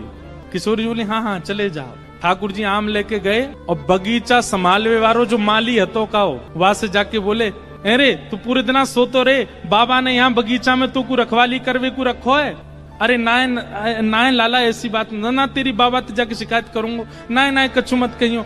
देख 9 चोरनी आई है हमारे बगीचा में और सबरी आम चुरा चुरा के ले जा रही, मैं छीन के लाया हूं उनते। 8 तो नीचे उतरी आई, एक अबे ऊपर चढ़ी हुई है, जा देख ले उन्हें। इतने में ही महाराज बगीचा को मालिक आयो आकर के जैसे ही माने जो दूर ते चिल्लाना शुरू, अरे चोर आ गए चोर आ गए। इतने में ललता विशाखा आई, जल्दी ते किशोरी जी को नहीं। किशोरी जी बोली अरे वो कान कुंवर आए रहे होगो, कान कुंवर आए रहे होगो। ललता जी बोली भागो यहाँ से। एक धेनुकासुर नाम का एक असुर रहता है वृंदावन में। ये धेनुकासुर जो है ये गधे के रूप में था। भगवान को जब ये बात पता चली, ग्वाल बालों ने आकर के कही, बोले लाला एक धेनुकासुर नाम का एक दैत्य रहता है, वो अपने बगीचे में खेलने नहीं जाता, उसके बगीचे के आसपास यदि कोई पहुंच जाए तो वो मारने आ जाता है, तू वाको बद कर दे। लेकिन ठाकुर जी के मन में कोई और लीला चल रही है। लाल जी कह रहे हैं धेनुकासुर का वध मेरे हाथों होना जरूरी नहीं है, मेरे हाथों यमुना को अपवित्र करने वाला विशैला जो नाग है कालिया, उसका वध होना बहुत जरूरी है। और कालिया के वध के लिए दाऊ दादा का हमारे साथ में वन ना जाना बहुत जरूरी है। क्यों? बोले बलराम जी कौन है? शेषावतार, शेष नागी तो हैं। और बोले नाग के सामने दूसरे नाग को मारेंगे, उसको देखने में अच्छा थोड़ी लगेगा। वो कितने भी हमारे बड़े भैया हों, लेकिन अपनी जात का पक्ष तो लेंगे, अपनी प्रजाति का पक्ष तो लेंगे। ऐसी कोई लीला की जाए कि दाऊ दादा हमारे साथ एक दिन वन जाने से चूके और हम कालिया नाग को मारे। अच्छा ठाकुर जी ये लीला क्यों कर रहे हैं? बहुत ध्यान से सुनना। बदला लेना चाह रहे हैं बलराम जी से। बड़े भैया और छोटे भैया, 2 भाई जिस घर में होते हैं उनको पता होगा, बड़ो भैया हमेशा कहा करे छोटे भैया को चिढ़ाते ही रहे। और ठाकुर जी को बहुत चिढ़ाते हैं दाऊ दादा, इतना चिढ़ाते हैं, इतना चिढ़ाते हैं। सूरदास जी ने तो एक पद लिख दिया। ठाकुर जी ने समस्त ग्वाल बालों से कहा भैया देखो धेनुकासुर का वध हम नहीं करेंगे, यदि धेनुकासुर को मरवानो है तो दाऊ दादा ते कहो, हम अकेले थोड़े ही हैं बलवान, दाऊ दादा भी तो बलवान है। सब ग्वाल बाल दौड़े दौड़े दाऊ दादा के पास गए, बोले दाऊ दादा आपके बल की तो कहा कही जाए, आप तो इतने बलवान हो, ऐसे हो वैसे हो, खूब प्रशंसा की। हर बार असुरन को कन्हैया मारे, आप कब मारोगे? दाऊ दादा बोले हम तो कोई कहवे ही ना है, हमें कोई बतावे ही ना है, कोई असुर को मारनो, हमें बताओ तो हम मारे। तब सबने बताई, बोले धेनुकासुर नाम का एक दैत्य आया है वृंदावन में, आप उसको मार दो। दाऊ दादा ने तो महाराज कसली अपनी कमर, बोले अभी बता मैं कहाँ है धेनुकासुर, अकेलो कन्हैया बलवान थोड़ी है, हम भी कम थोड़ी है कन्हैया थे। अब यहाँ दाऊ दादा सब ग्वाल बालों के संग जा रहे थे। ठाकुर जी ने मधुमंगल को बुलाया, बोले सुन यहाँ पे। दाऊ दादा जैसे ही धेनुकासुर को वध करे ना, पूरे वृंदावन में हल्ला मचा दियो, बोले दाऊ दादा ने गधा मारो, यूं मत कहियो असुर मारो। पूरे वृंदावन में हल्ला मचवा दियो और सबंत कह दियो दाऊ दादा ते छुए नहीं, गधा को मार के आए। मधुमंगल बोलो मुंह को कहाँ मिलेगो? बोले बढ़िया दूध पिवाऊंगा तो और तू कहेगा छाछ पिवाऊंगा, दही दे दूंगा, मक्खन खवाऊंगा अपने हाथ से, तू मेरे बस इतना काम कर दे। मधुमंगल बोलो ठीक है कर दूंगा। अब महाराज दाऊ दादा धेनुकासुर को मारने के लिए गए। साधारण गधा नहीं था, विशाल विकराल गधा, एक पूरा वन उसके वश में था, आज भी वो वन है। जैसे ही दाऊ दादा को धेनुकासुर ने देखा, दूर से ही महाराज दुलत्ती उठाता हुआ धेनुकासुर आया। दाऊ दादा ने दांव पेच खेला, उसके भीतर नीचे से जाकर के उसके 2 टांगों को पकड़ के आसमान में 4-5 बार घुमा घुमा के एक वृक्ष के पास जाकर के फेंक दिया। वृक्ष से टकरा करके धेनुकासुर का वध हो गया। अब दाऊ दादा सोच रहे हैं लाला हमारो इतने सारे राक्षसन को मारे, सब लोग या को कंधा पे उठा करके सब नाचे, गाँव में धूम मचावे, पूरे ब्रजमंडल में पुष्प वर्षण होवे, गोपी अटारीन ते फूल बरसा में सब स्वागत करें लाला को, आज वैसे ही स्वागत मेरो होवेगो। श्रीदामा आदि सब सखाओं से ठाकुर जी ने कही तुम लोग खूब जय जयकार करते हैं इनकी, और मधुमंगल से कही तू पहले भाज के सबन को बता दियो गधा कुमार के आ रहे हैं। अब तो श्रीदामा तन सुखा मन सुखा धन सुखा सबरे ठाकुर जी के सखा दाऊ दादा की खूब प्रशंसा कर रहे हैं। जय हो दाऊ दादा की जय हो, बलभद्र भैया की जय हो, शंकरषण भैया की जय हो, खूब प्रशंसा कर रहे हैं। दाऊ दादा कह रहे हैं अब वृंदावन आवे वारो है, समस्त गोपियां छत पे खड़े है के पुष्प बरसाएंगी, यशोदा मैया मेरी आरती उतारेगी, रोहिणी मुंह को हृदय से लगावेगी, कन्हैया मुंह को दंडवत प्रणाम करेगा, आज मैंने भी राक्षस मारो। लेकिन यहाँ जैसे ही दाऊ दादा वृंदावन में पहुंचे, गोपियां सामने से निकले और मुंह पे हाथ धर के खूब जोर से हंसे। ग्वाल बाल बगल से निकले तो हंसी मजाक करते हुए निकले, अरे दाऊ दादा तुमने तो नाक कटा दी आज हमारी। अटारीन पे गोपियां सब खड़ी हैं लेकिन मुंह को ढक करके खड़ी और जोर जोर से हास परिहास कर रही हैं। दाऊ दादा जिस गली से निकले वहां यदि समूह होता सब अरे भागो भागो भागो, यदि छुबियों मत गधा को मार के आयो है। दाऊ दादा के नेत्र लाल पड़ गए, आंसू निकलने लगे, रोते भय पहुंच गए यशोदा मैया, सब समझ गए किसने किया ये काम। रोते रोते गए यशोदा मैया से जाके बोले आज लाला ने मेरी ऐसा अपमान करवाया पूरे वृंदावन में, मैया मैंने राक्षस मारो, मैंने दैत्य मारो, भले ही वो गधा के रूप में हो लेकिन राक्षस हटाओ। और कन्हैया ने पूरे वृंदावन में झूठी खबर फैला दी कि मैंने गधा मारो है। दोनों भैया मैदान में हाथापाई हेन लगी, दोनों लड़न लगे। यशोदा मैया आई, दोनों के बीच बचाव कियो, दूर दूर किए। बोले कहा करना चाहो आज बता दो। दाऊ दादा बोले मैं बड़ा हूं, मैं पहले बोलूंगा। बोले बोल। बोले आज के बाद कन्हैया के संग में खेलवे नहीं जाऊंगा वन में। ठाकुर जी तुरंत चरणों में गिर गए। जय। अरे दाऊ दादा ऐसे मत करो, आपके बिना तो मैं कैसे खेलूंगा, आपके बिना कैसे जाऊंगा, आपके बिना मेरा मन कैसे लगेगा, मेरा ख्याल कौन रखेगा, मुकु मां वन में भोजन कौन करावेगा। दाऊ दादा बोले अब तो को पता चलेगी, अब अकेलो जा, मैं ना जाऊंगा तेरे संग, मैं अपनी दूसरी मित्र मंडली बनाऊंगा, वा के संग रहूंगा, तू अपनी मित्र मंडली के संग जा। ठाकुर जी झूठे आंसू बहाने लगे। दाऊ दादा कह रहे हैं 2-4 दिन थोड़ा सा रूठेगा फिर मना लूंगा। ठाकुर जी लेकिन अंदर ही अंदर प्रसन्न हो रहे हैं, वाह भाई बहुत बढ़िया, अब कम से कम ये दूर तो रहेंगे, 1 आध दिन में ही हम काम कर देंगे, कालिया नाग का वध करना है इनके बिना कर। ठाकुर जी बहुत चिंतित हैं कालिया नाग को लेकर। भगवान को 2-4 बार खबर मिली कि कुछ गाय यमुना का जल पीने के लिए जाती हैं और वहां यमुना जल पीते ही मूर्छित हो जाती हैं। आज प्रातः काल का सूर्य उदय हुआ, अपनी समस्त ग्रहचर्याओं को निवृत्त होकर के ठाकुर जी अपने समस्त ग्वाल मंडली के साथ में कंडुक क्रीड़ा करने के लिए यमुना पुलिन पर जाने लगे। आज ठाकुर जी उस दिशा में जा रहे हैं जहां आज तक कभी नहीं गए। मधुमंगल, श्रीदामा आदि सब ठाकुर जी को रोक रहे हैं। बलराम जी होते हैं तो बलराम जी जो कहते हैं ठाकुर जी को करना पड़ता है, लेकिन आज रोकने वाला कोई नहीं। श्रीदामा कहते हैं लाला आज हम दूसरी तरफ क्यों जा रहे हैं। बोले आज हम यहीं खेलेंगे, मां खेलते खेलते हार गए। सब ग्वाल बाल कहते हुए जा रहे हैं लाला यहाँ मत जा, हमने सुनी है यहाँ पे कोई कालिया नाग रहे और वाक्य कारण गैया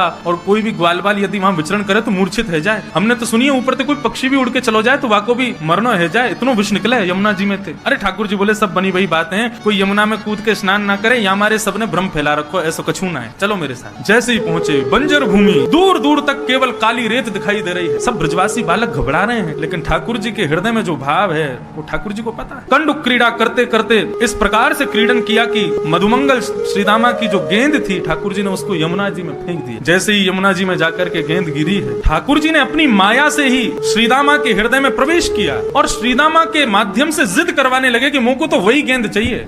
नहीं तो क्रीड़ा करते करते कितनी गेंद खोती हैं, कभी श्रीदामा मधुमंगल क्रोधित नहीं होते, कुंपित नहीं होते, लेकिन आज श्रीदामा जिद कर रहा है मुझको वही गेंद चाहिए। बाकी के सब सखा मंडली के सब श्रीदामा से कह रहे हैं अरे ठीक है लाला दूसरी गेंद आ जाएगी, ऐसे तो जाती रहे, तू आज इतना गुस्सा क्यों है रो है। श्रीदामा बोला सब शांत है, जाओ कन्हैया मुझको वही गेंद चाहिए लेके आ। ठाकुर जी बोले यहाँ में कालिया नाग रहे, श्रीदामा देख ले कूद जाऊंगा मैं। बोले मुझको कछु ना पता कैसे भी करके लेके आ। ठाकुर जी बोले मुझको चुनौती मत दे, मैं कूद जाऊंगा। सब ग्वाल बाल वहां श्रीदामा और ठाकुर जी के बीच के जो वाद संवाद है, युद्ध है, उसको शांत करने की कोशिश कर रहे हैं, लेकिन इतने में ही ठाकुर जी ने अपनी काली कमली को कसा और एक मल्ल की तरह, एक पहलवान की तरह ठाकुर जी कहते हैं आज या कालिया नाग को ही देखूंगा। कदम पर जैसे ही चढ़े श्रीदामा को स्मृति आई कि ये क्या हो रहा है, लाला तू कदम पे काई को चढ़ो। बोले तेने कही ना तुमको गेंद चाहिए, मैं गेंद लेके आऊंगा। अब तो श्रीदामा कहने लगा, बोले नहीं नहीं लाला यहाँ मत कूदियो, तू वापस आ जा। इतना कहना ही हुआ कि ठाकुर जी ने कदम के डाल से एक छलांग मारी और सीधे काली देह में प्रवेश कर गए। काली देह में भीतर प्रविष्ट हो गए ठाकुर जी। सब ग्वाल बाल त्राहिमाम चिल्लाते हुए दौड़े वहां से बन की वृंदावन की ओर। सब ब्रजवनिताओं को बुलाने के लिए, ब्रजवासियों को बुलाने के लिए सब दौड़े। यहाँ काली देह में जैसे ही ठाकुर जी ने प्रवेश किया, प्रवेश करते ही कालिया नाग सो रहा है और कालिया नाग की नाग पत्नियों ने ठाकुर जी का दर्शन किया। नाग पत्नियां मन में विचार कर रही हैं ये कौन आया यमुना जल में। बोले प्रेक्षणीय है कोई, मतलब उससे नजर हटा नहीं पा रही है। इतना सुंदर सुकुमार, एक छोटा सा कुमार बालक है। ऐसे सुंदर सुकुमार ठाकुर जी को देख करके नाग पत्नियां मोहित हो गई। तभी ठाकुर जी भीतर प्रवेश करते हैं और नीचे देखते हैं कि कालिया नाग सोया हुआ है। वेग से जाते हैं ठाकुर जी और उसके सोए हुए फण के ऊपर अपना पादप प्रहार करते हैं और उस प्रहार से कालिया नाग विशाल रूप धारण करके ठाकुर जी के सामने खड़ा हो जाता है। विशाल विकराल कालिया नाग ठाकुर जी के सामने खड़ा हो गया। जैसे ही ठाकुर जी को देखा, कुछ सोचता तो बाद में सबसे पहले फण मारा। जैसे ही फण मारने के लिए आगे बढ़ा, ठाकुर जी 2 कदम पीछे को हट गए। जैसे ही पीछे हटे तो फण जाकर के ठाकुर जी के चरण के अंगुष्ठ के अग्रभाग में लगा। पीछे हट गए ठाकुर जी। जैसे ही नीचे फण मारा तो फण नीचे जमीन में लगा, उससे और ज्यादा लग गई कालिया नाग के, तो और कुंपित हो गया, क्रोधित हो गया। सब दौड़े दौड़े आए। जैसे ही पूरे वृंदावन में पता चला कि ठाकुर जी काली देह में कूद गए हैं, छोटे छोटे बालक, बड़ी वृद्ध माताएं, युवती, गोपियां सब दौड़े हैं यमुना पुलिन की ओर। और ऐसा वर्णन करते हैं कि दौड़ करके वहां खड़े होकर देख नहीं रहे, सब दौड़ करके काली देह में कूदने को ही तत्पर हो रहे हैं। इतने में ही बलराम जी पहुंचे और बलराम जी ने जाकर के काली देह के किनारे पर समस्त गोपांगनाओं को, समस्त ब्रजवासियों के चरणों में प्रणाम करके सबको रोका। जैसे ही कालिया नाग ने अपने फन उठा करके ठाकुर जी की ओर अपने फन को झुकाया और जैसे ही डसने को आगे बढ़ने लगा, बलराम जी ने ऊपर से ही ठाकुर जी को देख लो, कन्हैया इतनी प्रतीक्षा किस बात की कर रहे हो? अरे इस काली नाग को मजा क्यों नहीं चका देते? जब बलराम जी ने ये आश्वासन दे दिया कि हमको कोई दिक्कत नहीं है, तुम कर लो जो करना है, ठाकुर जी ने तुरंत अपना वेग से शरीर फुलाना शुरू किया। कालिया नाग की नस नस ढीली हो गई। कालिया नाग को लगा यदि अभी मैंने इस बालक को नहीं छोड़ा तो पूरा शरीर फट जाएगा मेरा। तुरंत अपने शरीर को ढीला कर दिया कालिया नाग ने। 100 101 फण हैं उसके, अपने प्रत्येक फण से जीव को बाहर निकालता है ठाकुर जी का। ठाकुर जी को डसने के लिए ठाकुर जी ने उसकी जितनी जीव बाहर आ रही थी समस्त जिह्वाओं को एक साथ पकड़ा, और पकड़ करके जिस प्रकार रथ हाँकता है कोई घोड़ों के पीछे खड़ा होकर,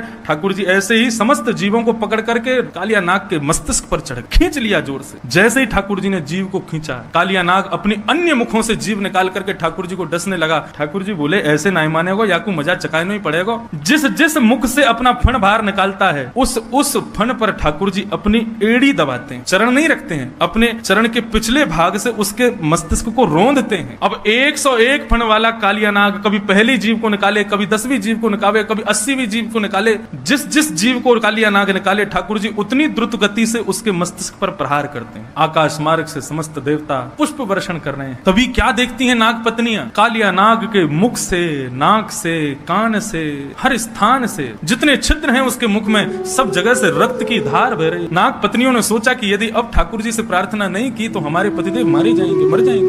ठाकुर जी कैसे चोरी करते हैं? गोपियां जाकर के यशोदा मैया से शिकायत कर रही हैं। बोले मैया तुम्हारे लाला ने चोरी करना शुरू कर दिया है। मैया बोली लाला चोरी करे? काहे की चोरी करे भैया? कौन के गहना चुरा लिए, कौन के रतन चुरा लिए? नहीं नहीं नहीं नहीं मैया, गहने रत्नों की चोरी नहीं करता, तो मक्खन की चोरी। मैया पहले तो हंसी, बोले तुम लोगन पे कोई और काम ना है? नेक मेरे नंद भवन के पीछे जाके देख लो, 9 लाख गायें हैं मेरे यहाँ। यशोदा मैया बोली चोरी वो करे जो अभाव में रहवे। हमारे लाला के काजे मक्खन की कमी नहीं, घी की कमी नहीं, दूध की कमी नहीं, छाछ की कमी नहीं, वो तुम्हारे यहाँ जाके चोरी क्यों करेगा? सब गोपियां बोली मैया हम यही बात से तो आश्चर्यचकित हैं कि लाला चोरी क्यों करे। मैया बोली देखो तुम लोग ना बहकावे में आकर के मुझसे कह रही हो, अब लाला को कोई कमी तो है ना, एक काम करेगा तुम्हारे घर आ जावे, अपनी गोद में बैठा ले करो, अपने हाथ से माखन खिला दे करो, नहीं करोगे चोरी। छोटो बालक के चंचल स्वभाव है वाको। गोपी बोली मैया आपको क्या लगता हमने ये किया नहीं होगा? हमने एक बार आपके लाला को गोदी में बिठाया और हाथ पांव जोड़ के गई लाला चोरी मत करे कर, ले देखिए बढ़िया धोरी गाय को मक्खन लाई हूँ, ले मेरे हाथ से खा ले। तो मुंह खोल के खायो और मक्खन खा करके बोले भाभी सांची पूछे तो चोरी वारे में ही स्वाद आवे, ये प्रेम ते खवा रही है या हमको स्वाद ना आ रहा है? टेढ़ों से मुंह करके ऐसे बोल जाए, अब बताओ कहा करें हम? वाकई स्वभाव में चोरी आ गई मैया, तुम मानो मत मानो। यशोदा मैया बोली तुम लोग एक काम करे करो, मटकान को अंधेरे में रख दे करो, लाला अंधेरे ते डरे, मैंने डरा रखो कि हवा रे अंधेरे में जावे ना है। एक गोपी बोली मैया आपने अपने लाला को पद्मराग के कंगन पहना रखे हैं, सूर्य के प्रकाश पड़ते ही वो चमकन लगे और उनकी चमक बहुत देर तक रहे, तो आपको लाला सूर्य में ऐसे अपने कंगन उनको चमका के फिर अंधेरे में जावे, सब दिखेगा। मैया बोली ऊंचे छींके पे टांग दे करो, छोटो से लाला कैसे चढ़ेगा? एक गोपी बोली आपसे लाला, आपको लाला बहुत बढ़िया नशे नहीं बनानो जाने, 5 ग्वाला नीचे, 4 ग्वाला उनके ऊपर, 3 ग्वाला उनके ऊपर, सबके ऊपर तुम्हारो लाला। और मैया सर्व भी इतने बढ़िया ते करे, मक्खन निकाल के पहले नीचे वारे इनको देवे, और जब नीचे वारे इनको पेट भरतो भयो ऊपर आ जाए तब स्वयं पावे। और एक गोपी बोली मैया न्यो ना आए कि लाला मक्खन खत्म कर दे, छोटे छोटे ग्वाल बाल नेक नेक से इनके पेट एक 2 हाथ में इनके पेट भर जाएं, तो ऐसी दया ना करें कि बच्चे भाई मक्खन को छोड़ जाएं, तो माँ मटका को फेंक और जाए नीचे। और एक तो बड़ो चतुर है वो मधुमंगल, बोले वो क्या करे? बोले वो जैसे हम गोबर को चौका लगावे ना, ऐसे मक्खन को चौका लगा जाए कोने कोने में, ताकि घर वाले आमेंगे सोई पैर रखते ही रिपट जामे, सबन के सिर टूटे, हाथ पांव टूट जाए। भैया तुम्हारे लाला को आशे चोरी करनो भी है और सब गोकुल वासी को लंगड़ो करनो भी है, हाथ पांव तोड़ रखे हमारी सास ससुरन के आने, सब अपने अपने घर की बात आके सुना रही है। और यशोदा मैया आश्चर्य में सुन रही है, मेरे पास आवे तब तो ऐसा सीधो बन के रहे, ये लीला करे बाहर जाके। मैया सोच रही थी, तभी एक गोपी बोली मैया एक बात और कहें। बोले कहा? चोरी ना करने दें तो भी आफत, चोरी करन दें तो आफत है ही है, चोरी अगर नहीं करने दें, बहुत बहुत बहुत प्रावधान कर दें कि भैया लाला भीतर नहीं आ सके तो भी दिक्कत है। मैया बोली क्यों, तो क्या दिक्कत है? बोले यदि कोई गोपी ने ऐसो कछु व्यवस्था कर दी कि लाला चोरी नहीं कर पायो तो वह घर में फिर कोई चैनते रह ना सके। बोले क्यों? बोले आपको लाला हृदय पे ले जाए बात है, और सब सखंत के आज या घर में चोरी नहीं कर पाए, हम कितने भी प्रयास कर लिए लेकिन सब में विफल है गए। ये घर के लोगन ने हमारो आज को भोजन मारो है, कल इनको भोजन हम मारेंगे, तो दूसरे दिन हम लोगन के उठवे तो पहले ही आ जाए घर में। और का करके जामे? बोले छोटे छोटे बालकन को नोच के भाग जाएं, हमारी बछड़ान ने खोल के भाग जाएं, गैयान ने यमुना जी के किनारे छोड़िया में। एक गोपी बोली मैंने ऐसा प्रावधान किया कि लाला चोरी नहीं कर पायो। तो जरूरी नहीं है क्रोध में ही सबकी यहाँ ऐसी व्यवस्था, किसी किसी के हंसते भय जामे। दूसरे दिन मेरे यहाँ आए, मैंने कह दी लाला कल चोरी नहीं कर पायो, चाहे कितनों चतुर हो मेरे यहाँ तो एक मक्खन नहीं ले पायो तू। बोले भाभी जी कल वास्तव में हमारो मन ही ना हो चोरी करवे को, आप तो कहा आप तो कछु कर लो, हम तो फिर कर जाएंगे, आपके आंखन के नीचे से चोरी करके जाएंगे। मैंने की लाला चल अब बात मत बनावे, जल्दी नहा धो के आजा। तो मोते बोले काई को नहा धो के क्यों आऊं? बोले आज तेरे भैया को जन्मदिन है, सत्यनारायण भगवान की मैंने कथा रखी है, पंजीरी बूझ रही हूँ, कथा होएगी फिर पंजीरी बांटूंगी। तो मेरे सामने ऐसे खड़ो है क्यों? बोलो वैसे सही पूछे भाभी तो तू मेरी पूजा कर ले, सांचो सत्यनारायण तो मैं ही हूँ, ये झूठे मूठे सत्यनारायण की पूजा काय को करे मेरी कर ले। सो मैंने मजाक में यूं धर दियो, मैंने कहा अरे चल बनो सत्यनारायण, नहावे है ना, मुंह धोवे है ना, 4-4 दिन तक नहावे ना, और हमारे का सत्यनारायण बने, चल नहा धो के आ।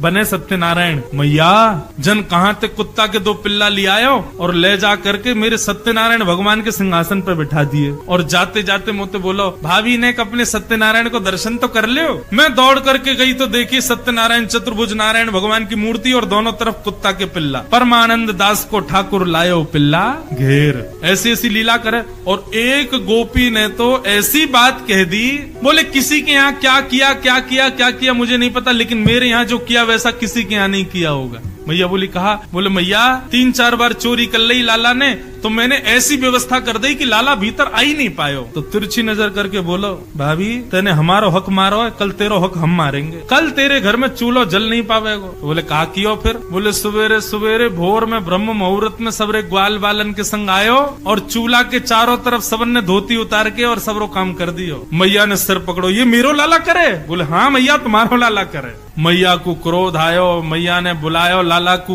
लाला निकर करके आए, पलना में सो रहे ठाकुर जी। जैसे मैया की आवाज सुनी अपनी आंख मीड़ करके ठाकुर जी छम छम छम चलते भय आए। इतनी सारी गोपीन को देख के डर गए, मैया के पीछे छुप गए। मैया बोली अरे लाला ये सब गोपी तेरी ऐसी ऐसी शिकायत करनी, सब बताया मैया ने। ठाकुर जी के मुखमंडल पर रोने जैसी आकृति बन गई, आंखों से आंसू गिरने लगे। मैया से बोले मैया तेरी सौगंध खा के कह रहा हूँ, मुझको ये ना पता इन गोपीन के घर कौन सी गली में, सब झूठ बोल रही है, ये मुंह पे चोरी को इल्जाम लगा रही है, सबरी गोबर चोटती है, एक दूसरे के गोबरन को चुरा ले और मुंह पे इल्जाम लगा रही है। यशोदा मैया लाला को लेके भीतर आई और भीतर आकर के मैया ने लाला को हाथ अपने सिर पर रखो, बोले लाला सौगंध खा, तू आज के बाद चोरी नहीं करेगा। ठाकुर जी मुस्कुराने लगे, बदले में हमको क्या मिलेगा? बोले कहा चाहिए तो को? बोले ना मैया ऐसे तो नहीं, कछु तो देना पड़ेगा। मैया बोली पूल तो कहा चाहिए? मैया तू मेरो ब्याह करा दे, मैं चोरी नहीं करूंगा। गोरी सी दुल्हन लिया। मैया कितने भी गुस्सा में हो लेकिन लाला की नटखट बात सुन के मैया के सौरो गुस्सा दौरो रह जाए। वो लाला तू ऐसे बात मत करे कर, मुझे गुस्सा आवे तो को मारूं तो को डांटूं, लेकिन तेरी इन सब बातन ते ऐसी चुपड़ी भाई बातन ने माखन ने खा खा के मोते भी माखन ही बोले। अच्छा बता कैसी बहू चाहिए तो को? सोई ठाकुर जी गोद में बैठ गए, मैया तू लावेगी मुँह को? बोले बिल्कुल लाऊंगी, पहले बता तो सही तो को बहू कैसी चाहिए? रोज बोले बहू चाहिए बहू चाहिए, कैसी बहू चाहिए बता? मैया भोरी सी लइयो, ज्यादा तेज तर्रार मत लइयो। मैया बोली क्यों तेज क्यों नहीं? बोले एक अकेली तू ही बहुत है तेज। मैया बोली अभी बताऊं तो को? बातन ने बनावे? बोले मैया भोरी सी लइयो और छोटी सी लइयो। मैया बोली नेक्स्ट तो तू और बहू कितनी छोटी चाहिए? बोले इतनी छोटी लइयो कि मैं जेब में धर के गैया चरावे जायो करूं, तोते जैसी नाक हो, बड़ी बड़ी आंख हो मैया। और मैया वा को स्वभाव कैसे हो पता है? मैया जैसे ही तू वा के सामने आयो करे सोई घूंघट कर ले और वही मुस्कुरा जाए करे, ऐसी बहू लिया। मैया बोली वारे लाला कौन सिखावे तो को ये सब बात? बोले मेरे गुरुजी मधुमंगल श्री दामा वही सिखा।